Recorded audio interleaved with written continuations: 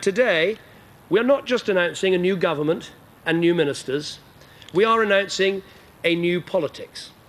A new politics where the national interest is more important than the party interest, where cooperation wins out over confrontation, where compromise, where give and take, where reasonable, civilised, grown-up behaviour is not a sign of weakness, but a sign of strength.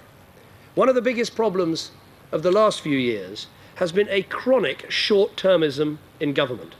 With this coalition government and this coalition agreement we have for 5 years, we can act for the long term and make the big decisions about our country's future. And that is the true significance of this coalition. It can be a historic and seismic shift in our political landscape. It can demonstrate in government a new progressive partnership, believing in enterprise, markets and fiscal responsibility, committed to civil liberties and curbing the power of the state, passionate about building a green economy, and determined to build the big society where families and communities are supported and strengthened, and eager to make sure that the big society is matched by big citizens, where power is taken from the politicians and put in the hands of people as we embark on a recasting of our political system. Our Liberal Conservative government will take Britain in a historic new direction, a direction of hope and unity, conviction and common purpose. I'm delighted to be standing here with the new Deputy Prime Minister, the two of us together leading this historic Liberal Democrat Conservative administration. And I would like now to invite him to speak to us on what I think is a remarkable and very welcome day. I want this to be a bold, reforming government that puts fairness back into Britain. A government that restores our faith in what a healthy, strong society can achieve. A government that takes power away from politicians, as David said, and gives it back to you. A government which hands back your liberties and your privacy.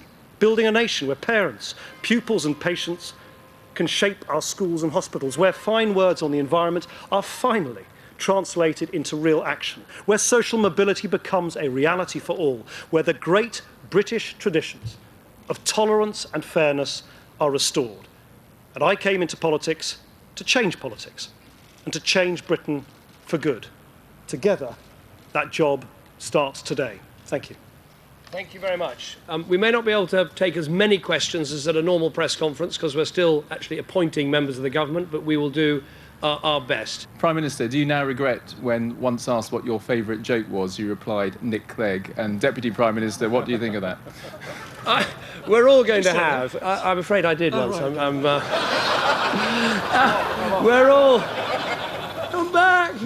We're all going to have things that we said thrown back at us. And you know, there's a serious point in this, which is if you want to spend the next 5 years finding Lib Dem politicians who slightly disagree with Conservative politicians about this or a slightly nuanced policy, you can find lots.